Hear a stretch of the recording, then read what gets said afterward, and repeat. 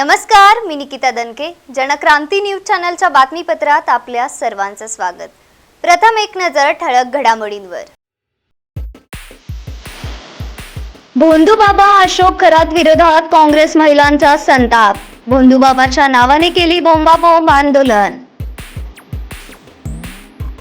महापालिका 2026 आणि 27 अंदाजपत्रका संदर्भातील विभागीय चर्चासत्रास सोमवारपासून प्रारंभ. आणि जुळे सोलापूर भागातील LPG गॅसचा तुटवडा. रिक्षांच्या अर्ध्या किलोमीटर लागल्या रांगा. रिक्षावाल्यांनी सरकारला केला सवाल.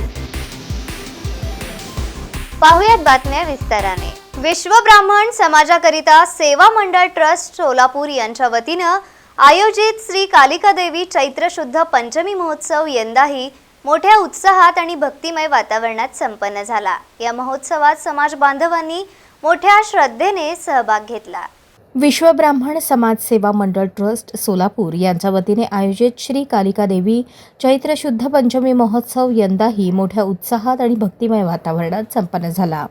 रविवारी सकाळी 8 वाजता उत्सव मूर्ती स्थापना व ग्रंथपूजा करण्यात आली. त्यानंतर दुपारी श्री दुर्गा सप्तशती पाठ मार्गदर्शन प्रतिभा नागेश महामुनी, शैलजा नागेश पुरुलकर आणि रेखा जोशी यांनी केले. दररोज सकाळी 8 वाजता नित्यपूजा नागेश वसंतराव गुरुरकर यांच्या हस्ते पार पडली. तसेच शुक्रवारी कुंकुमार्चन, सोमवारी रुद्राभिषेक आणि रविवारी नवचंडी यांसारखे विविध धार्मिक कार्यक्रमही उत्साहात झाले. सोमवारी श्री कालिका देवीची पालखी मिरवणूक काढण्यात आली. यावेळी महाआरती श्री व सौ प्रसाद बाळासाहेब कुमठेकर यांच्या हस्ते करण्यात आली. याप्रसंगी ट्रस्टचे अध्यक्ष उमेश रंगनाथ पुरुलकर, उपाध्यक्ष सचिन सुभाष क्षीरसागर आष्टीकर, खजिनदार नागेश वसंतराव कुरुलकर, चिटणीस कालिदास काशीनाथ कुंभारीकर यांच्यासह विश्वस्त व पदाधिकारी मोठ्या संख्येने उपस्थित होते. श्री विश्व ब्राह्मण समाज कालिका सेवा मंडळ ट्रस्ट या संस्थेचा चैत्र शुद्ध पंचमी हा कालिका महोत्सव आज रोजी पालखीने संपन्न झालेला आहे. आता 8 दिवस कार्यक्रम संस्थेमार्फत घेण्यात आलेला आहे. संस्थेचे अध्यक्ष श्री उमेश कुरुलकर आणि ह्या वर्षीचा उत्सव समिती अध्यक्ष म्हणून मला संधी दिली आहे, त्याबद्दल मंडळ ट्रस्टच्या आम्ही आभारी आहे. बाळासाहेब कुमठेकर. सालाबादप्रमाणे मोठ्या प्रमाणामध्ये आमचा समाज एकत्र येतोय आणि वर्गणी रूपातून आम्ही महाप्रसाद करतोय, पालखी मिरवणूक काढतोय आणि महाप्रसाद झाल्यानंतर साडीचा वगैरे लिलाव वगैरे होतो देवीच्या. त्याच्याप्रमाणे हा कार्यक्रम ही 1914 सालापासून हे स्थापना झालेली आहे. तेव्हापासून हा कार्यक्रम आहे. जवळजवळ 100-125 वर्षापासून देवीचा उत्सव चालू आहे. आज कालिका सेवा मंडळ ट्रस्ट उत्सव समिती अध्यक्ष श्री प्रसाद कुमठेकर यांना उत्सव समिती अध्यक्ष केल्यापासून कार्यक्रम जोरात आणि उत्साहाने साजरा होत आहे. व तसेच त्यांनी स्वखर्चाने त्यांच्या वडिलांच्या नावे मंदिरातील सर्व गाभारा रंगवून स्वखर्चाने दिला आहे. व तसेच यावर्षी त्यांनी भव्य असा कार्यक्रम साजरा केला आहे.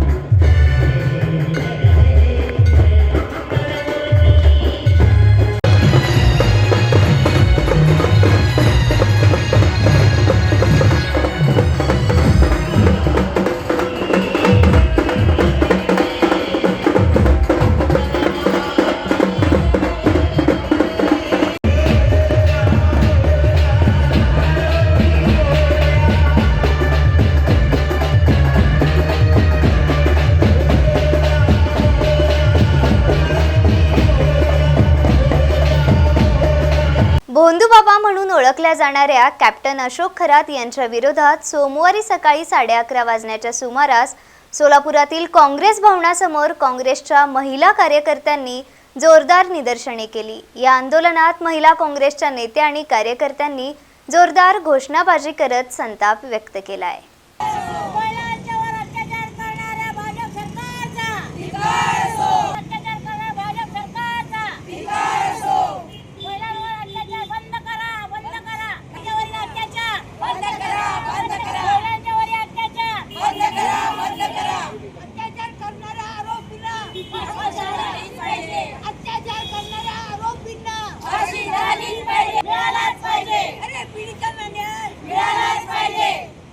भोंदूबाबा म्हणून ओळखल्या जाणाऱ्या कॅप्टन अशोक खरात यांच्या विरोधात सोमवारी सकाळी 11:30 वाजण्याच्या सुमारास सोलापुरातील काँग्रेस भवनासमोर काँग्रेसच्या महिला कार्यकर्त्यांनी जोरदार निदर्शने केली।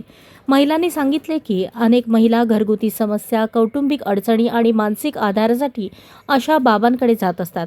मात्र काही भोंदूबाबा याच विश्वासाचा गैरफायदा घेत महिलांची फसवणूक आणि पिळवणूक करतात। त्यामुळे अशा भोंदूबाबांवर कठोर कारवाई झालीच पाहिजे अशी मागणी आंदोलनकर्त्यांनी केली। या प्रकरणाची सुनावणी फास्ट ट्रॅक कोर्टात चालवून आरोपीला कठोर शिक्षा द्यावी आणि शक्य तितक्या लवकर न्याय मिळावा अशी मागणी महिला कार्यकर्त्यांनी केली। आंदोलनादरम्यान काही महिलांनी तीव्र संताप व्यक्त करत अशोक खरात याला भर चौकात आणून कठोर शिक्षा द्यावी अशी भावना व्यक्त केली। दरम्यान या प्रकरणात माजी महिला आयोग अध्यक्षा रुपाली चाकणकर यांचाही सह आरोपी म्हणून समावेश करावा अशी मागणी महिला काँग्रेसच्या नेत्या व कार्यकर्त्यांनी केली आहे।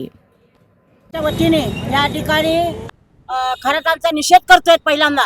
त्याचबरोबर जवळजवळ ह्या सुशिक्षित माणूस, नावाजलेला माणूस, ज्या लोक खरातच्या मागे बरेच मंत्री लोक आहेत, बरेच राजकीय पुढारी आहेत आणि अशांच्या जोरावर ह्या जे धंदे करतोय म्हणजे व्हाईट कॉलरचा प्रकार झालेला आहे हा।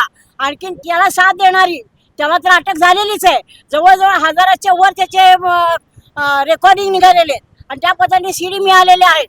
लवकर त्याला अटक तर झालेलीच आहे, तरी पण एखाद्या वेळेस ही दबादबी करण्याचा प्रकार होण्याची शक्यता आहे, कारण त्याच्या मागे भरपूर मोठे मोठे लोक आहेत। त्याच्याशिवाय जी महिला आयोगाच्या ठिकाणी जी अध्यक्ष म्हणून बसलेली महिला आहे चाकणकर, हिने पहिल्यांदा तिला अटक करण्याची गरज आहे। कारण एक महिला दुसऱ्या महिलांच्यावर अत्याचार होते, एवढ्या पद्धतीने अत्याचार होत आहेत, तर तिने आवाज उठवायला पाहिजे। तिला कंट्रोल करण्यासाठी म्हणून, महिलांना न्याय देण्यासाठी म्हणून त्या पदावर बसवलेलो आहे आणि तीच महिला यांना साथ देते, तर त्याला पहिल्यांदा अटक करून त्यांची पण चौकशी व्हायला पाहिजे। राजीनामा देऊन ही गोष्ट थांबणारी नाही आहे, कारण सगळी बरोबरीने सूत्रधार जी चाकणकर पण आहे, त्या पद्धतीने तिला पहिल्यांदा अटक करावी आणि तिला 2 नंबर दोषी म्हणून, आरोपी म्हणून करावं एवढं मी या ठिकाणी सांगते। आणि हे अत्याचार कमीत कमी व्हायला पाहिजे, सगळे बंद व्हायला पाहिजे। मोदी सरकारच्या याच्यामध्ये आणि महाराष्ट्र सरकारमध्ये अत्याचार वाढतच चाललेत, महिलांच्यावर वरचेवर अत्याचार वाढत चाललेत। आणि आता इतके मंत्री संत्री होते, लॉजमध्ये बोलावून अत्याचार करत होते, आता हे तर अगदी बोर्ड लावून, ज्योतिषाचा बोर्ड लावून अशा पद्धतीने अत्याचार व्हायला लागलेले आहेत। तर हे थांबले पाहिजे आणि त्याला कडक शासन होणं गरजेचं आहे। मला तर म्हणायचं एवढं तर मला रेकॉर्डिंग मिळालेलं आहे, तर त्याची केसही न चालवता त्याला फाशीची शिक्षा देणे हे गरजेचं आहे। काय सांगाल मॅडम, आज तुम्ही अशोक खरात यांच्या निदर्शने केलेलं आहे? आज महिला सुरक्षित नाही आहे, जसं भाजप सरकार आलेलं आहे तसं ह्या महिला सुरक्षित नाही आहेत। त्यातच आता सध्या जो स्वतःला कॅप्टन म्हणवतो असा खरात, अशोक खरात हा अंकशास्त्र तज्ज्ञ म्हणून सांगतो आणि त्यांनी महिलांना आमिष दाखवून, खोटी आश्वासनं देऊन त्यांनी जादूटोणा आणि भोंदूबाबा आहे आणि त्यांनी जादूटोणाचे प्रकार करून महिलांवर, म्हणजे महिलांना संमोहित करून त्यांच्यावर अत्याचार केलेले आहेत। अशा ह्या अशोक खरातला म्हणजे निपक्षपणे त्यांची चौकशी झाली पाहिजे आणि याच्यात जवळजवळ मंत्री आणि अधिकारी हे देखील सामील आहेत। कदाचित हे प्रकरण त्यांनी दाबण्याचा प्रयत्न करतील, असं न होता निपक्षपातीपणाने चौकशी झाली पाहिजे आणि त्याला शिक्षा झाली पाहिजे, एवढंच या ठिकाणी सांगते। आणि महिलांवर जे अत्याचार होतात, लैंगिक अत्याचार करणं किंवा खोटं बोलणं, कारण महिला ह्या कशा असतात, समूहांना बळी पडतात आणि कुठलं तरी चांगलं होईल यासाठी त्या त्यांच्यापर्यंत पोहोचतात, पण त्यांची ही गुण कुणाला माहीत नाहीत। जवळजवळ त्याचे 56 व्हिडिओ समोर आलेले आहेत. तसं तर त्यांनी 1000 महिलांवर अत्याचार केलेले आहेत. अशा नराधमाची चौकशी झालीच पाहिजे आणि त्यांचा मी या ठिकाणी निषेध व्यक्त करते. आई प्रतिष्ठानकडून सोलापुरातील 12,500 गरजू कुटुंबांना 25,000 गुळाच्या पोळ्यांचे वाटप करण्यात आले. नवीन विडी घरकुल परिसरात गुढीपाडव्याचे औचित्य साधून हा उपक्रम राबवण्यात आलाय. आई प्रतिष्ठानकडून सोलापुरातील 12,500 गरजू कुटुंबांना 25,000 गुळाच्या पोळ्यांचे वाटप करण्यात आले. या कार्यक्रमास आई प्रतिष्ठानचे संस्थापक अध्यक्ष आणि भारतीय जनता पार्टीचे शहर उपाध्यक्ष मोहन डांगरे यांची प्रमुख उपस्थिती लाभली. यावेळी सृष्टी डांगरे, स्वरा डांगरे, विनय वल्लाल, पवन श्रीराम, बाबू चिप्पा, आदित्य वन्नाल, अक्षय कोंडा, श्रावंती गुंडेली, नंदिनी वडगंची, नारायण गुंडेली, लखन वन्नाल, राघवेंद्र वडगंची, मधुकर बल्ला, व्यंकटेश इंदापुरे, कार्तिक गणशेट्टी, रोहित येरबाटी, अमर कनकी, नागराज कनकी, अभिषेक कनकी, साई गरदास आदी उपस्थित होते. कार्यक्रमाची सुरुवात सृष्टी डांगरे यांच्या हस्ते वैदिक पद्धतीने व्याहर्ती होम करून करण्यात आली. यावेळी मोहन डांगरे म्हणाले, समाजातील प्रत्येक घटकापर्यंत आनंद, आपुलकी आणि सणाचा उत्साह पोहोचवणे हीच आई प्रतिष्ठानची खरी ओळख आहे. आई प्रतिष्ठानने राबवलेल्या या उपक्रमामुळे हजारो कुटुंबांच्या सणाला गोडवा लाभला असून या सामाजिक कार्याचे सर्व स्तरातून कौतुक होत आहे. गुढीपाडव्याच्या शुभेच्छा देण्यासाठी आम्ही आलो आहोत. गुरुदत्तात्रयांची आपण आरती करूयात आणि आपण सगळ्यांना ह्या विडी घरकुलमधल्या लोकांना आम्ही आमच्या घरनं चांगल्या प्रकारची शेंगाची पोळी तयार केलेली आहे. प्रत्येकांना 2 शेंगाच्या पोळ्या आपण देणार आहोत. गुढीपाडव्याच्या शुभेच्छा म्हणून.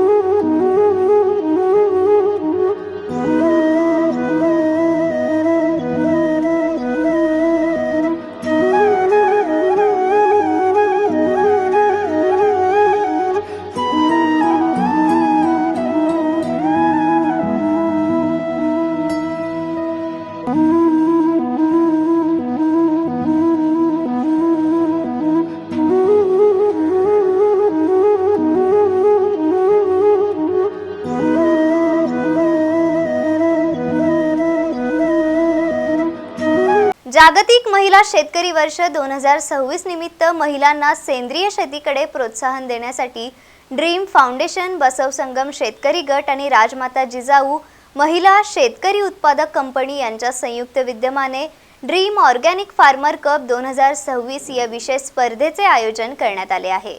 पद्मश्री बीजमाता राहीबाई पोपरे यांच्या प्रेरणेतून महिलांनी सेंद्रिय पद्धतीने शेती करून लोकांना विषमुक्त भाजीपाला आणि अन्नधान्य उपलब्ध करून द्यावे, हा या उपक्रमामागील मुख्य उद्देश आहे. जागतिक महिला शेतकरी वर्ष 2026 निमित्त महिलांना सेंद्रिय शेतीकडे प्रोत्साहन देण्यासाठी ड्रीम फाउंडेशन, बसव संगम शेतकरी गट आणि राजमाता जिजाऊ महिला शेतकरी उत्पादक कंपनी यांच्या संयुक्त विद्यमाने ड्रीम ऑर्गॅनिक फार्मर कप 2026 या विशेष स्पर्धेचे आयोजन करण्यात आले आहे. या स्पर्धेत महिलांनी 10 गुंठे जमिनीत सेंद्रिय पद्धतीने भाजीपाला उत्पादन घ्यायचे असून त्यामध्ये 2 प्रकारच्या पालेभाज्या आणि 3 प्रकारच्या फळभाज्यांची लागवड करणे आवश्यक आहे. स्पर्धा 5 जून ते 5 सप्टेंबर 2026 या कालावधीत होणार असून सहभागी महिलांना बियाणे, सेंद्रिय खत तसेच भाजीपाला उत्पादनाचे प्रशिक्षण ड्रीम फाउंडेशनच्या वतीने दिले जाणार आहे. तसेच 10 गुंठ्यात सर्वाधिक उत्पादन घेणाऱ्या महिलेला प्रथम क्रमांकासाठी 21,000 रुपये सन्मानचिन्ह आणि सन्मानपत्र देऊन गौरवण्यात येणार आहे. स्पर्धेत सहभागी होण्यासाठी 26 मार्च ते 11 एप्रिल 2026 दरम्यान नाव नोंदणी करावी लागणार आहे. सहभागी महिलांसाठी 1 ते 3 मे दरम्यान सोरेगाव येथील श्री सिद्धेश्वर रिसॉर्ट, आई कृषी पर्यटन केंद्र येथे निवासी सेंद्रिय शेती प्रशिक्षण आयोजित करण्यात आले आहे. या उपक्रमात जास्तीत जास्त महिला आणि महिला शेतकरी गटांनी सहभागी व्हावे असे आवाहन गजराबाई बदगुणकी यांनी केले. पत्रकार परिषदेला पद्मश्री राहीबाई पोपरे, संगीता बदगुणकी यांच्यासह अनेक मान्यवर उपस्थित होते. माझं काही शिक्षण नाहीये, पण मी फक्त एक निसर्गाचं शिक्षण घेतले आणि या काळ्या मातीचं ज्ञान घेतले आणि तेच समाजाला सांगितले का देशी जे बेणं होतं हे आता कुठंच राहिलं नाही.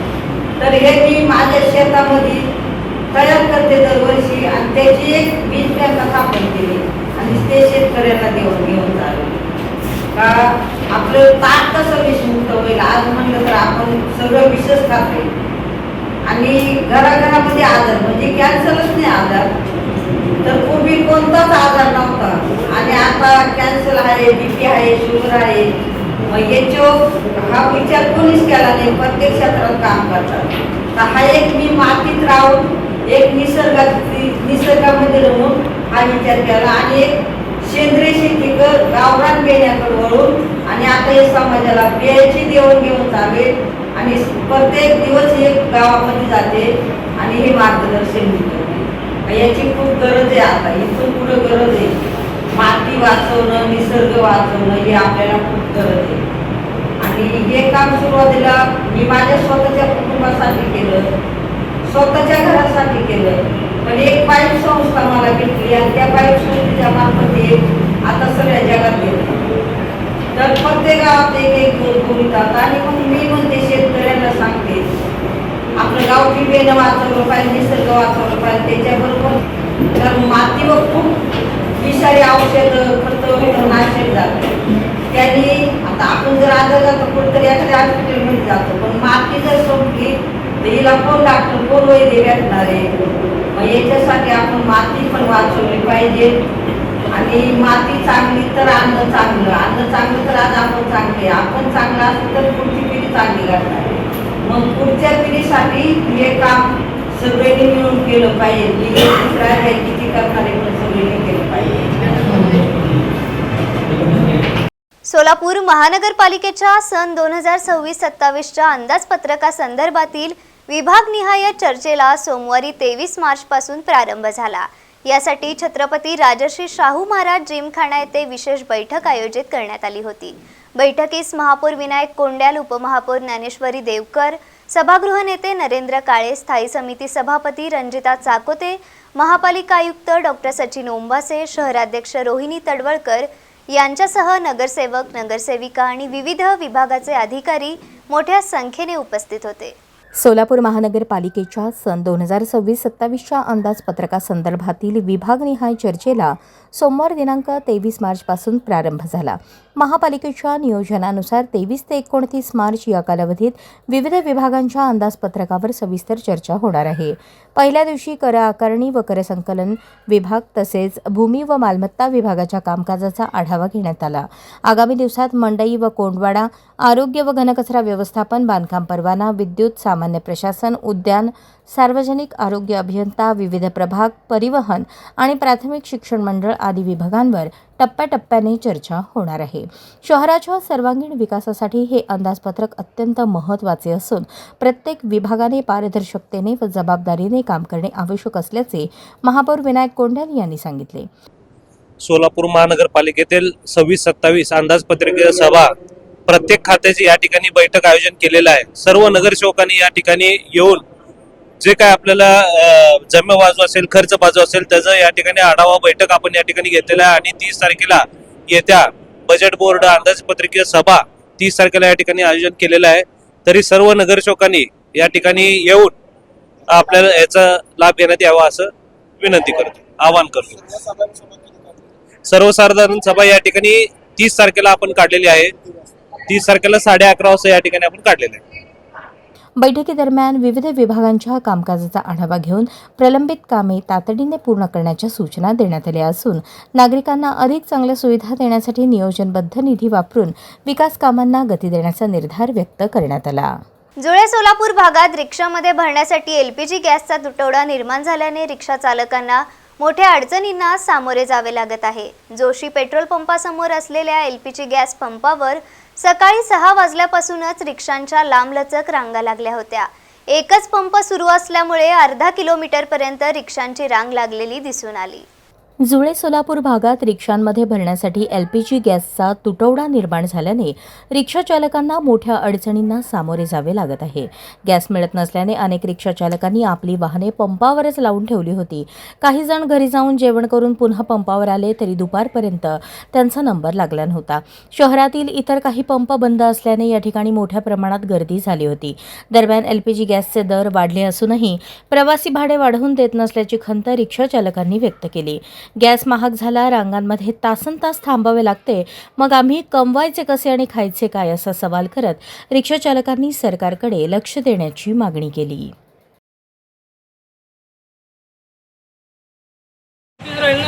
त्याचे लोक भाडेवाढ देत नाही, 10 रुपये सुद्धा गॅस देत नाहीत रिक्षावाल्याची, अशी परिस्थिती आहे.